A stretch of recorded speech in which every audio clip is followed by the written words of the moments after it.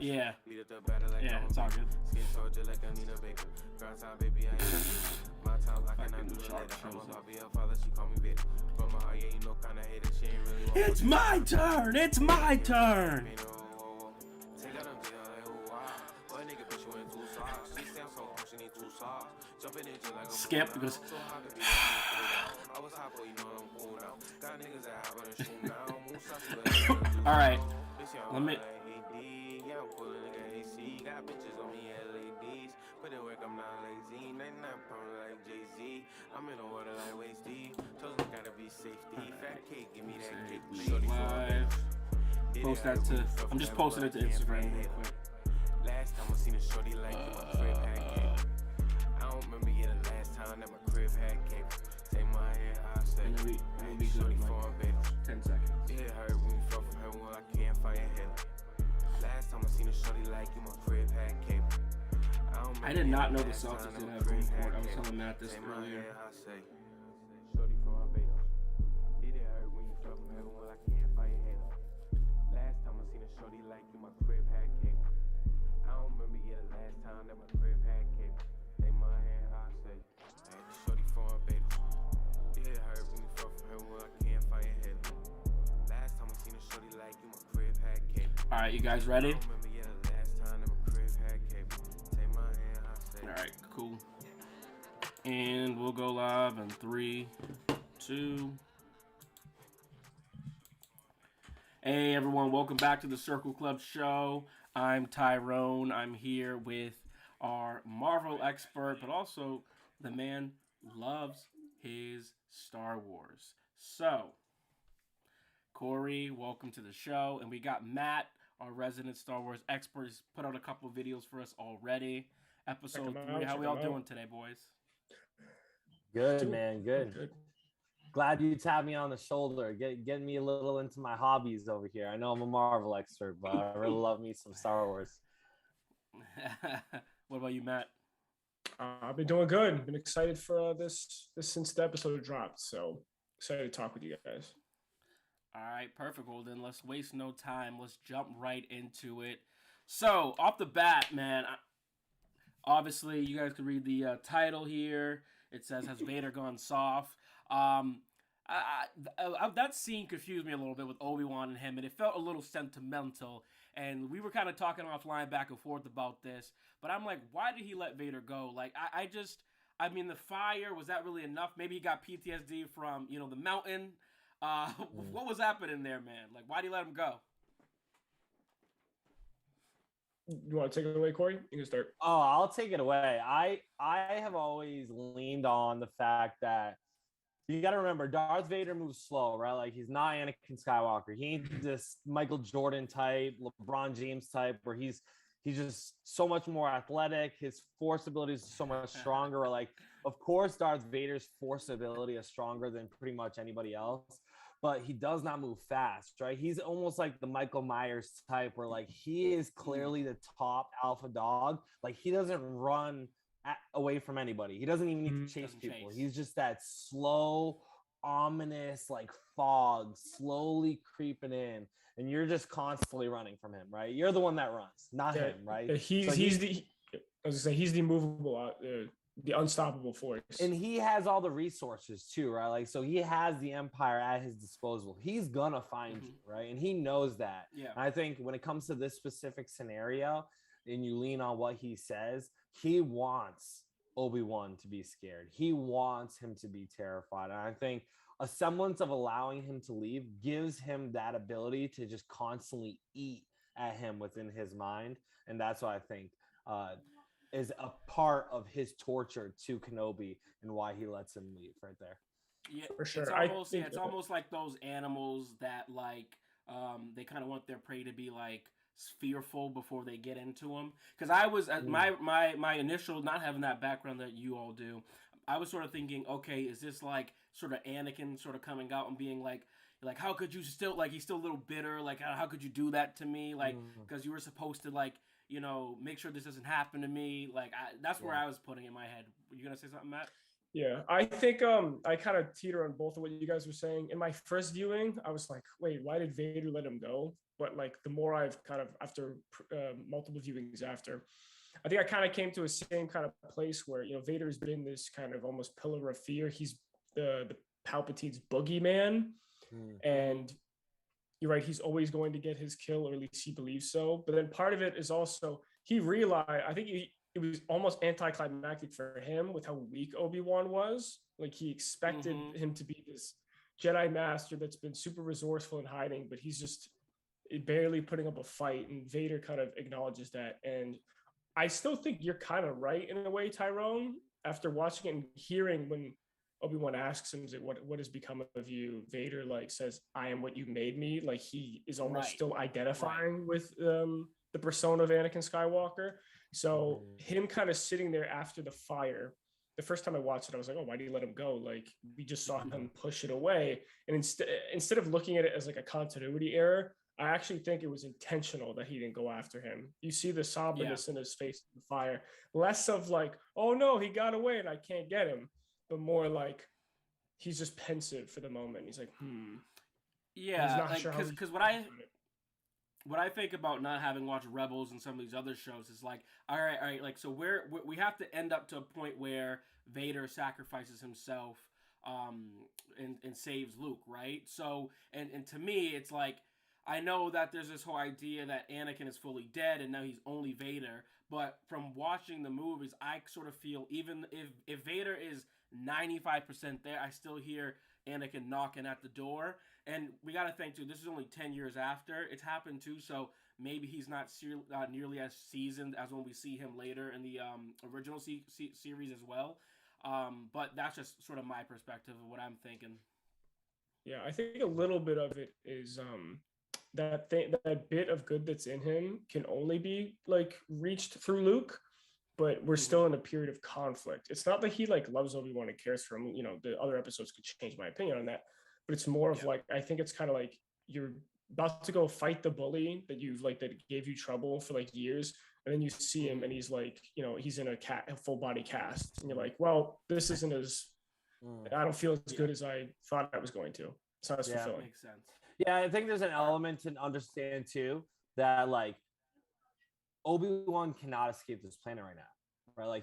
Like Vader's got this on lockdown. So he really like doubling down on my point, I think, is like he's not worried about him going anywhere. He knows he's on this planet. Yeah. He knows more about where Kenobi is right now than he's ever known in these last 10 years. So I don't think he's that worried. All right, well, let's transition and talk about this other sibling here. Leia. Leia's been pretty huge so far in this show, and honestly, this show feels almost like Obi-Wan / Princess Leia. How do you guys feel about that so far? I know sometimes that can be a point of contention for people because it's like, oh, we're supposed to get more Obi-Wan. What do you think about that? And I know one of your questions too, Matt, was, what's the direction we're going with Luke? Do we want more or less? So how do you feel right now about that balance of getting Leia and Luke? Is it too much, too little? What are your reactions? Go ahead, Corey. I think for me personally, I was not truthfully coming into the series not expecting Leia at all. I was really thinking it was going to be some type of aspect of somebody's found out who Luke is, they're coming to Luke and and Obi-Wan has to stop them. So I like the direction that they went with. This is the reason that it pulled Kenobi away from his isolation and watching Luke. And I think it's consistent because Luke never left the farm, right? He was always on Tatooine. He never really had issues if you really watch the original trilogy, right? So using Leia as that vessel to get Obi-Wan to like do something different than he's been doing in these last 10 years, I loved. However, that being said, I only want it as a vessel. I don't mind them showing the little flashes of her having those signs of leadership, the rebellion type, or like, I think that's good to really establish like she was always kind of that person throughout the years, right? And it makes sense because she is a princess, but I don't want it to be the Leia Organa show, right? Like I just want it to be Leia was the reason that finally got Obi-Wan out of this isolation to really start taking action and get back with the Force. I kind of that's what you got to leave it at. I kind of think that's what she's supposed to serve as, where she's both like where she sparks the hope back into Kenobi and kind of is the tie to she is a way for him to reconcile with his failures to both Anakin and Padme as well. And that's why I love like Padme actually being mentioned a lot or referenced a lot in the show. So I think her contributions are super important. But yeah, I think coming into it, I was worried about what they were going to do with Luke because there really shouldn't be anything done if we're actually following the trajectory of the story. Obviously, it might be a bait and switch that some people are like annoyed with. I'm sure we'll see Luke at the end. We'll just get like a little bit with him. But I think, I don't know. I just feel like little Leia brings a lot to the show. And she's a mechanism for Obi Wan as opposed to someone that's stealing the show because they're doing a lot of the stuff together. So, one thing too, it's like, I mean, for me, again, as someone who watches the movies and shows, like, I feel like we've gotten so much of Luke throughout the years, and like we're getting hints of him in the Mando, and we're getting hints of him in Boba Fett, and you know, this whole time it's funny because it's like you said, it's like Leia is the leader of the revolution, and she's kind of like the one that he turns to, and like people can trust, and she has that. So to see that, like, those little sprinkles of it throughout this series is nice. And like there's even moments too where I feel like, is she force sensitive? Like she can sort of like tell when he's lying and not being truthful with her. She's very mature for her age, of course. Clearly she's got mad running skills because she can outrun anyone. But yeah, like to Corey's point, yeah, I think as long as we sprinkle it, but we don't like I think right now would be a kind of a to put like a funny way, it's like to almost drop her off at home at this point, right? And then kind of let the adults deal with what they deal with.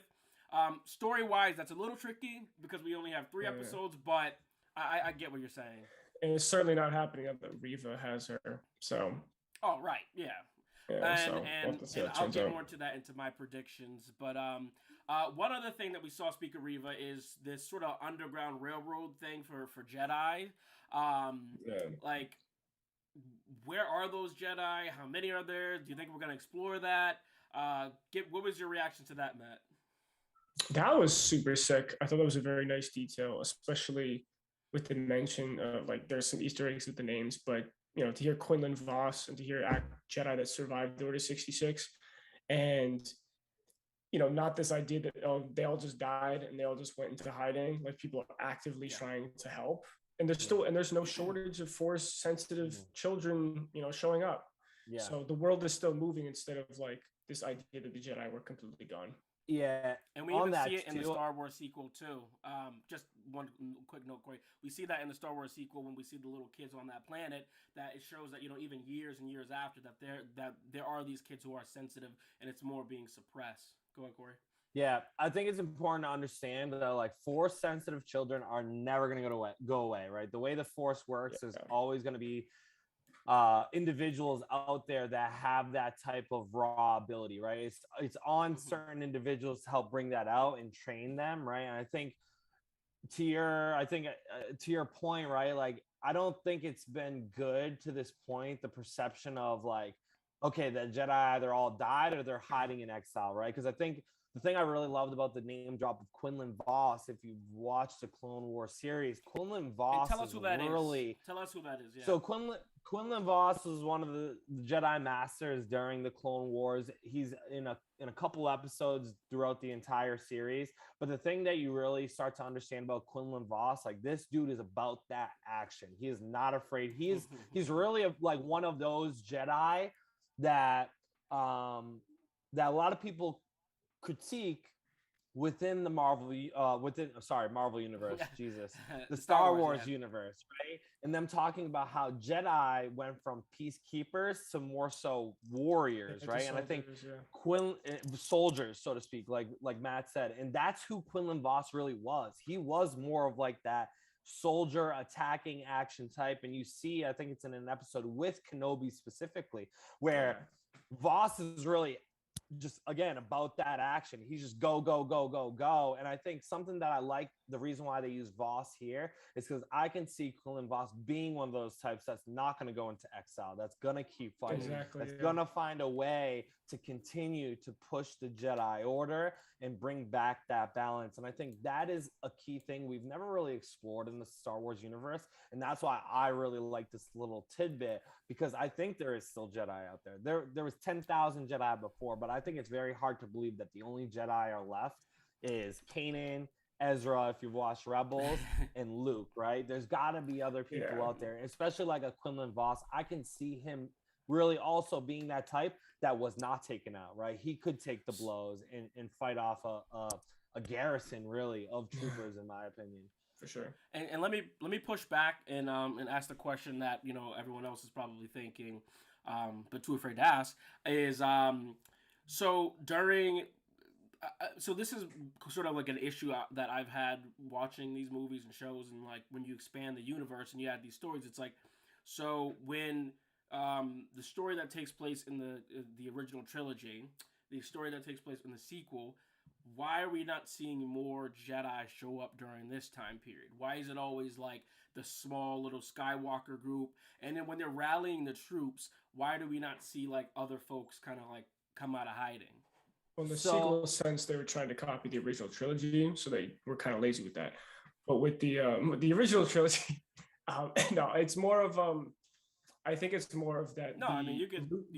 Luke is Luke is meant to be kind of like the overall hero of that original trilogy era. Where it's like he's the only one that can defeat Darth Vader because of his loving connection to him. Whereas like you see characters like Ahsoka, Kanan, Jarrus, and numerous other Jedi, even like a character like the Bendu, a very powerful Force character, that like understand like the growing power of the dark side and have they're not powerful enough to kind of step to that. And it's more of like survival, more of protecting your fellow man, more of inciting rebellion and kind of like keeping hope alive. That's what Star Wars has always been. Only someone as powerful as Luke Skywalker with his connection to the Force is able to bring balance back, but the rest of them have to find other ways to contribute. It's like role players, not everybody can be a superstar. So Matt is building off. I'm going to build off what Matt's saying here, because I think he's right. I think the importance to understand with the trilogy is that with Luke, that it's all good. He is meant to be. He's meant to be the person that saves it all, right? He is really that individual, like Obi Wan said, right? And why he was the one that's supposed to bring balance back to the Force. But when you really think about like Rebels, especially, there's these different factions, right? So people are doing different things. When you think about the original trilogy, right, they sent a specific group to Endor, right? They don't put the Rebels don't always put all their eggs in one basket because they're a lot smaller, right? So when you think of why it was Luke, it's because he is meant to be that person. He only has that ability because if you really think about where he comes from in Anakin Skywalker, his probably metachlorian count, even though we've never gotten a true metachlorian count from him, is going to be much higher than other people, right? And if you really look at Rebels, when those fights are happening, Ezra is occupied with a completely different threat, right? So I think, especially when you think of Quinlan Vos too, Quinlan Vos is always kind of like this rogue secret agent kind of Jedi, right? Like he was kind of undercover with a lot of things he was doing. So I don't think you're exposing everybody all at once. And of course, when we go back to it, the original trilogy was just the original, right? They didn't have these bigger plans, right? So I think it still fits because Luke has to be that person, right? He has to be the top dog of all the Jedi. Totally understand. And so from a filmmaking standpoint, if someone shows up and they are a Jedi, are we to almost assume that this person is going to die? Or should we kind of think that, they might get out of that situation but go into hiding again? Yeah, I think usually that's the case. They either die or they go into hiding.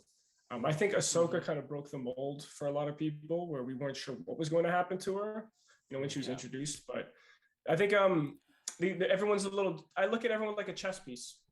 And it's like, if they're not killed on screen, they could be used for something else.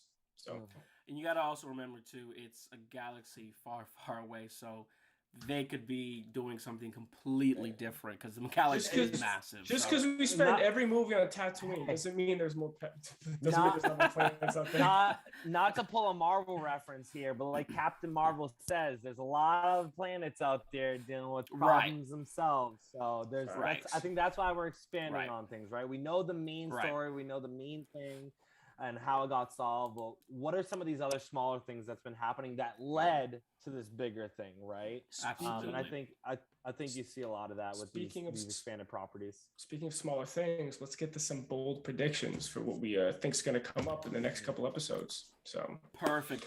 I'll start first.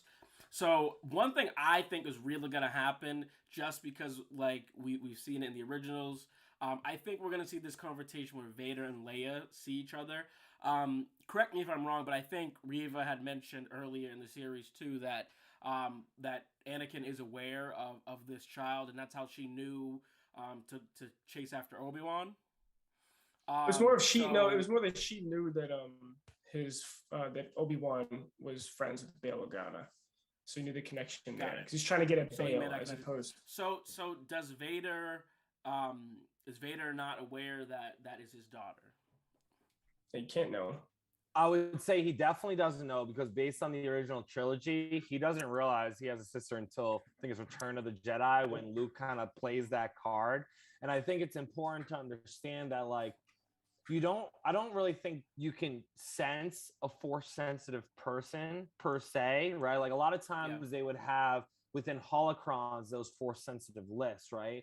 But now with the way, and Matt, you can correct me if I'm wrong, but that's how the Jedi used to go after their force or build up their recruits, is they had these holocrons with lists of force sensitive children. And I know when the Empire took over, they took out a lot of those from the Jedi Temple. But when you really think about moving forward, and it's been 10 years later, right? Like the Jedi aren't updating those things, right? Like exactly, So there's going to be children out there that they don't know about who are force sensitive until they show those signs or see it up. So I think that's why Vader will not know who she is, but also just based on the story, he doesn't find out that Luke until Return of the Jedi. And Luke and Vader has been around Leia in the past and hasn't been able to sense anything. So if we're keeping it continuity wise, so I agree. Yeah. So also great point. So that. Right, and so that thanks, because that was going to be my follow-up question as well, to be because we see in the beginning of this whole story that they had that there's no sort of like cross or reference or whatsoever. So what do you guys think will happen then with Princess Leia and Reva? I still, I'm gonna go back to my thing. I still think Leia is just a vessel for Obi-Wan in this story. So I don't really think they realize, like, we as the audience and Obi-Wan and Bail understand who Leia really is, right? Until that cat is let out the bag, which we know it isn't let out the bag until Return of the Jedi, they're just going to look at her as just a senator's daughter. And right now they just are using her because they know there's a connection between Bail and Kenobi, not between Leia and Kenobi, right? So they're mainly doing this because of the Bail relationship. So I really don't think they're gonna ever realize how important Leia is. Because of that reason. I don't think they can, but what I think could happen, this might lead into my bold prediction, is that Leia's shown this ability to kind of like read people and like their intentions, their desires. And I think in the time that she's under Reva's captivity, she's going to kind of like read Reva and kind of like essentially reveal to us through that why she's doing what she's doing or like what she's after. And I kind of think, can I go into my bold prediction? Go ahead. And I think we're going to learn about, you know, that she was the youngling in the opening, the Order 66 opening. That was like a little too specific. There's a black girl. She even had 2 braids in that, and now she has 1 braid. So there's a parallel there. Yeah, but you know, a lot of people, exactly. Yeah. So the that scene on the bridge is actually referenced not only just to Order 66, but in Episode 3, Yoda and Obi-Wan find a bunch of dead younglings on the bridge, and I believe that group of younglings is the one that's going to die there. But she's going to find a way to survive in some sense, but she's going to essentially witness Lord Vader, Anakin, kill all of her friends, and then a trooper is going to refer to like Commander Appo or somebody's going to refer to him as like Lord Vader and like the temple security, and he's going to be like, "Yo, there's something about this, this young person that I could use them or whatever," and because she might be like one of the first Inquisitors by that metric, but I think Leia is going to be the conduit for us to find that out. Corey, you got any bold predictions for the rest of the series? Yeah, I got 2 bold predictions. I'm about to kind of go contrary to Matthew over here in a little bit of a. I think Reva is going to get the quick axe at the end of the show, right? I think she is the perfect type of character that is showing all the ambition, is willing to backstab people to get her into that lead spot, someone to those Game of Thrones types, right? And she's going to be like Littlefinger, right? She just won too many lives, won too many missed moves, and she's clearly letting her motivations dictate her actions, and she's obviously doing things against how they normally do things, especially when it comes to killing the Grand Inquisitor. So I really believe that she's gonna just do one thing that just is a little out of step, right? She's right there. She's about to get Kenobi. She's gonna have everything she wants to give to Vader, so she can be that next Grand Inquisitor. And because of that moment, I think the Grand Inquisitor is coming back in. He's not dead. He's going to take her out, and she's going to lose her opportunity. And the Grand Inquisitor is going to be like, I am the captain. I've always been the captain. Look you at are me. Not the captain. That's tough. So your little predictions. One of your theories too. It kind of made me think, going back to the whole Underground Railroad thing. I could see some other Jedi or hero showing up and rescuing Leia somehow as well, and that's sort of like this classic. that's sort of classic classic Star Wars sort of thing where it's like oh no, we're in a corner, and then all of a sudden someone pops out of nowhere. Friggin' Yoda is like comes out of like it just. I certainly hope it doesn't happen. No, I know, but you get. I think this is where like another one of my theories comes in with Quinlan Vos, right? Like kind of back to what I was saying before. Quinlan Vos just seems like that type that would never give up, right? Like is going to keep trying to push the Jedi Order, doing things that the Jedi were already doing in the Clone Wars. So I can see Quinlan Vos having started in theory, a secret Jedi Order, collecting a lot of these Force children, getting them there. But because Reva has seen that the Jedi have been doing this, right? She's seen the evidence. She saw the symbols. She's seen the names, right? It exposes them a bit. And it leads Quinlan Vos to have to come out of this hiding.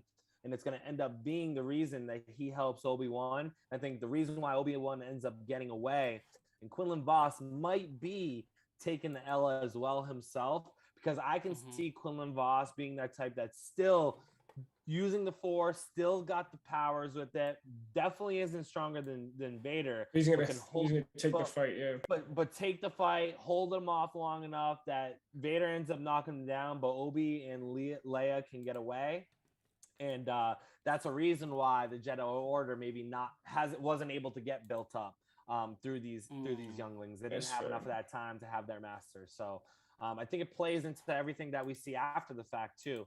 But also plays into what I think Star Wars really tries to do with a lot of these shows now. They're really trying to bring in these big surprises, these names that people really like. You look at Cad Bane, right? Cad Bane is a great example, a character that people from the Clone Wars have been dying for in live action. We finally get him. I'm excited. He looks great. And then all of a sudden he's offed right at the end of Boba Fett. It's like, what? We waited all these years for Cad Bane. You guys just offed him after a couple episodes.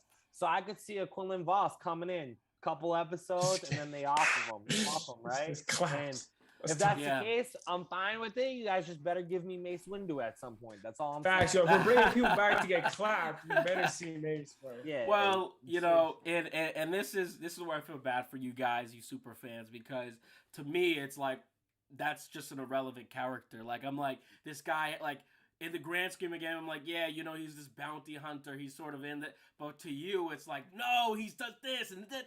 And so they gotta, like, I think that, to your point, they do, if they're gonna bring these characters in, like, they can't do you guys dirty like that. Like, because to me, I'm like, come on, but like, the benefit of the Cad Bane thing is that it takes place so long. so deep down the timeline, far after Return of the Jedi, that they could always bring him back. And this is an earlier story.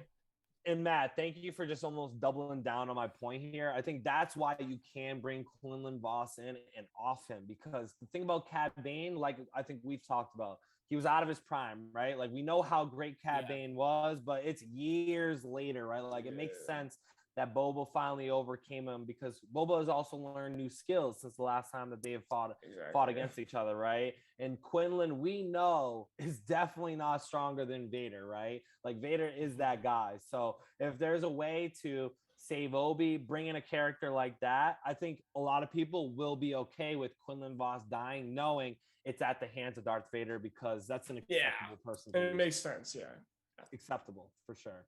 If you have him losing to Ventress, though, I have a problem with it. You know, him even fighting Ventress would make me sad at this rate. All right, one last quick thing before we get out of here. Put it on the screen. So far, like the acting in this, man, has just been so insane. Like, how have you guys felt as super fans? Have you felt like the comparison of like the acting style of the prequels and how they're bringing it now, how it's shot in the prequels and now, like, does it feel like there's a continuity to it? Does it feel like the stories kind of connect? Can you see yourselves, like, after watching 1, 2, 3, jumping right back into this in a marathon? Like, just, I'm curious, just legacy-wise, like, how do you feel so far about how it's been handled? I personally think so far they haven't done anything to lead me astray. Now, I mean, without really giving big spoilers, and I know I gave a bold prediction, which might not be a bold prediction given the fact I know some specific knowledge. There is one thing within this show that I think could be contrary to the actual timeline in canon we know, but I still think they have an opportunity to tie up that loose end and make it not be the case. So I think so far they've been good. There's one thing that's a little contradictory. What's that one thing? We're going to give everybody a big spoiler alert here. If you don't want to hear it, you can hop out now. But the Grand Inquisitor is not dead. If you watch the Rebels series, the end of season 1, he dies at the end of season 1 of Rebels. Rebels takes place, I think, 15 years after Order 66, so 5 years from now. So that's one thing why my bold prediction might not actually be a bold prediction, because I know the Grand Inquisitor is still alive. Well, what's interesting, that is a little bit of a spoiler. I mean, it's like, just from Matt's perspective, I mean, because like you have that background, but people watch and they don't, so it is a little bit of a spoiler, but not fully. But it's good to know too, like, you know, if other people are enjoying this series and some of these characters, that you can go back and watch and kind of get that further knowledge. So I kind of two quick things on that. One, I think Vader's line about "I don't care about the Grand Inquisitor" is kind of like a narrative device to make us forget about him. Be like, oh, so then it'll like kind of spark a surprise, like you said. I think your prediction is going to be true in some capacity. Also interesting, the race of alien he is, Powans, they actually have 2 stomachs, so he can totally survive and just use his backup stomach. So I think he's fine. See, and now this is why this man's a Star Wars expert and I'm the Marvel expert. I did not know that they had 2 stomachs. Sir, baby, he's got 2 of them. So he'll be eating. He'll be eating out of a tube for a little bit, but I think he'll be fine. All right, we'll just bring him to the mechanic shop, dude. We'll bring him to the mechanic shop. Shout out Thundercat. Thundercat can put it back together. Oh my God, ridiculous. All right, so let's just do this rapid fire. Episode 1 out of 5. What you giving that for a rating? I'm gonna give it like a. I'm putting you on the spot here. 5. 4.5 out of 5, top of my dome. I'm trying to remember it. 4.5 out of 5. It's tough for me to like not shoot up to 5 out of 5, but 4.5. I would give it probably a 4.1. But right there with you guys. What about episode 2? Episode 2, I'm bumping up a little bit more. I really thought it was around like a 4.7. The way that they introduce a lot of elements, but also the way they end it, unbelievable. 4.7 for me. I'm giving it a 4.8. Okay, I'm right there with you. I would say honestly, I'm probably a 4.8 too, Matt. Because for me, like, just going into like the Star Wars, like Star Wars has to hook me to really make me want to, like, no offense to the sequels, but it felt like a commitment after they lost me in the second one. And like at the end of 2, I was like, every Wednesday morning I am watching this show, and like they just punched me right in the stomach. So something to note, Disney, phenomenal job doing the 2-episode release. I think it was very critical. Yeah. I think the start, like, we liked episode 1, but I think there's an aspect, I'm gonna be admitting to my bias a little bit here. I think we inflate episode 1 a little bit, knowing that we rolled right into episode 2 and got what we got in episode 2. So episode 1 might not actually be a 4.5. Now that I'm thinking about it, I might drop it real quick to like a 4.1 with Tyrone. I think it's 4.5 because the callbacks to the original. Matt, it's his rating. It's his rating. I'm dropping it to 4.1. I'm gonna be consistent here. It's a 4.1. I mean, I'm not gonna be as harsh as you. That's why I said the 4.4, but I totally get what you're saying. I get what you're saying. And then before we wrap this up, got a minute left. Episode 3. What's your rating for this one? Dude, honestly, this was like a 4.85 for me. There was a lot in here I really like. The Vader scene, everything Vader related in this, loved the tee up to Quinlan Voss and the Underground Railroad Jedi situation. Loved how they're kind of handling Obi Wan being like keep it blunt, a timid little bitch at this point, right? Like, he needs to figure out his shit. You got PTSD, bro. And I think he will, though. I think he will. I like how they're setting it up, and I really enjoyed what they did with this last episode. It had my jaw dropped at some point, so I really liked it. Yeah. For me, like when I did my reaction, I actually thought it was the weakest episode at first. But on subsequent viewings, it's gone up. I think originally I probably would have given it like a 3.8 or like a 4, but it's like shot up to like a 4.6, 4.7. I think my only issue was just like expectations coming into it. I think it was my fault. And then there was a few moments with the character work, camera work during that fight with Vader where I was like, it felt a little TV-ish. But for me, I think everything else kind of brought it back up. So I go like a 4.6. Yeah, I was actually, it's funny you said that because I was a 4.3 on the last one, and that's still a very good score. I just thought that some of the moments with, like, you know, Darth, for example, like, it just felt like some of the camera work, and I'm glad that you brought that up, because I felt some of the camera work, they could have made him a little bit more menacing. I think, and that was sort of my confusion with it a little bit, because it almost felt like weakness, or like he couldn't, versus like he's letting them go. And going through the town, it was more reckless than fear. So I felt like to me, there was a couple little moments that they could have made slight adjustments, but overall, I mean, I to your point, Matt, I feel like once we get episode 4, 5, 6, it's going to definitely increase. Exactly. I think in regards to like the TV, understanding the budget and how they have to divvy it up, I think this is probably going to be the episode with the least amount of budget used, and it makes sense if it's going to save up for some of this stuff. Also, Kathleen Kennedy made a big stink about like the rematch of the century, and like I was almost afraid that the fight that we saw was that rematch. I'm like, he sucks. But I think it's going to build up to a grandiose fight at the end of the season. All right, man. Thank you guys for both coming on. Appreciate it. Awesome work. We'll be back next week, same time probably. Thank you, Corey, for hopping on. Matt, make sure you guys shout out your TikToks real quick so people can follow Matt. I know you're at Nigerian Prince, Blobby 423, I guess, as well. Mm-hmm. What's next? _TCC. Follow the kid. Yes, and I'm the Circle Club on TikTok. Thank you guys for watching. We appreciate it. We'll see you guys in the next video. Make sure you comment, subscribe, and we'll see you next week. Peace.